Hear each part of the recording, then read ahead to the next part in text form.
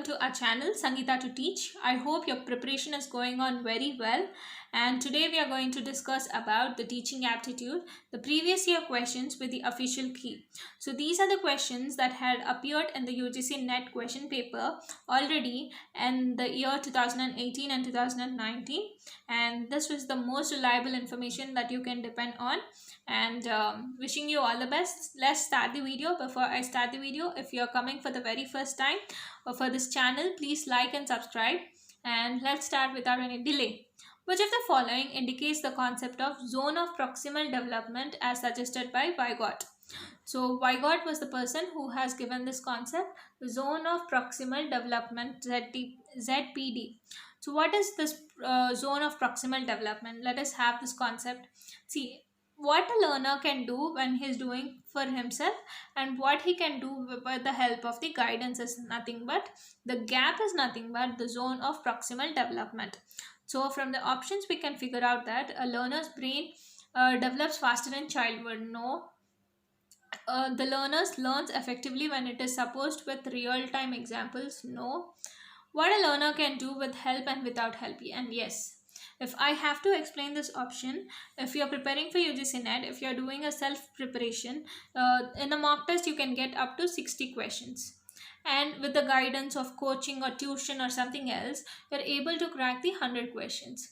So the gap between the gap between the self and with the guidance will vary, right? So that gap is nothing but the zone of proximal development. So I think it is very clear what a learner can do with help and without help is the right answer. Right? Okay. Moving on to the next question. This is also a static question. There is no logic. What are the 4 fundamental principles of the Rabindranath Tagore educational philosophy? So humanism, commercialization. No, he doesn't talk about commercialization. So wherever there is commercialization, we will take out. Even the capitalism doesn't work. And so the correct option is naturalism, humanism, internationalism and idealism. So the option is 2. Right? Okay.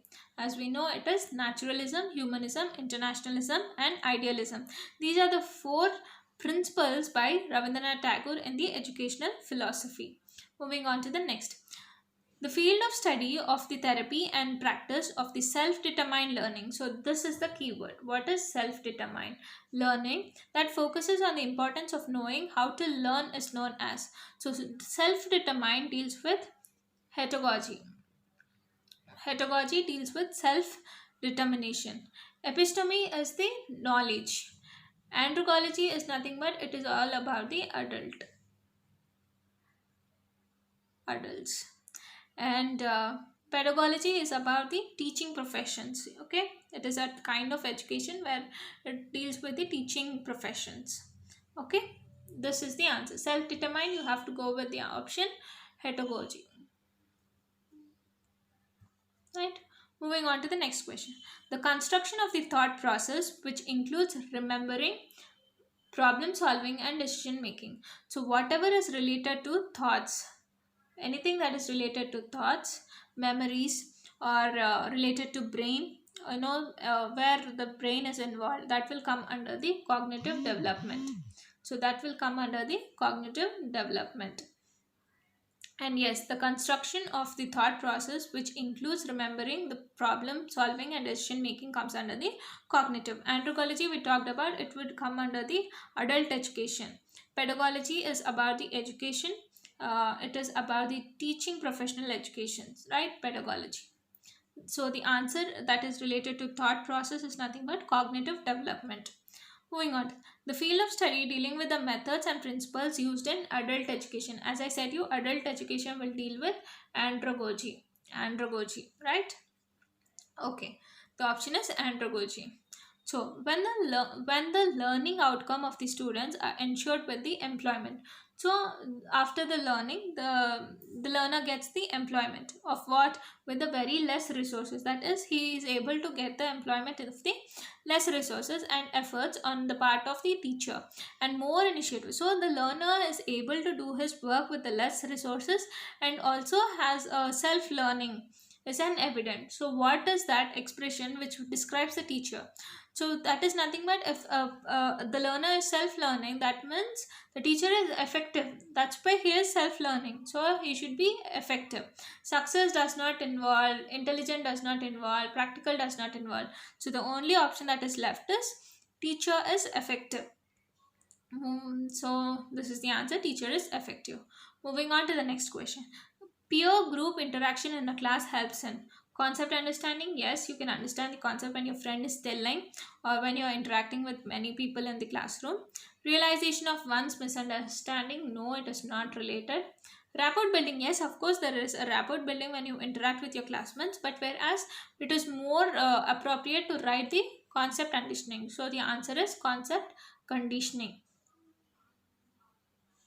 Right. Okay. Reflective practice implies use of one's. So reflective practice, it is nothing but I'm looking for myself, what I'm doing. So it is nothing but metacognition. Metacognition is the right answer. Right? The answer is metacognition.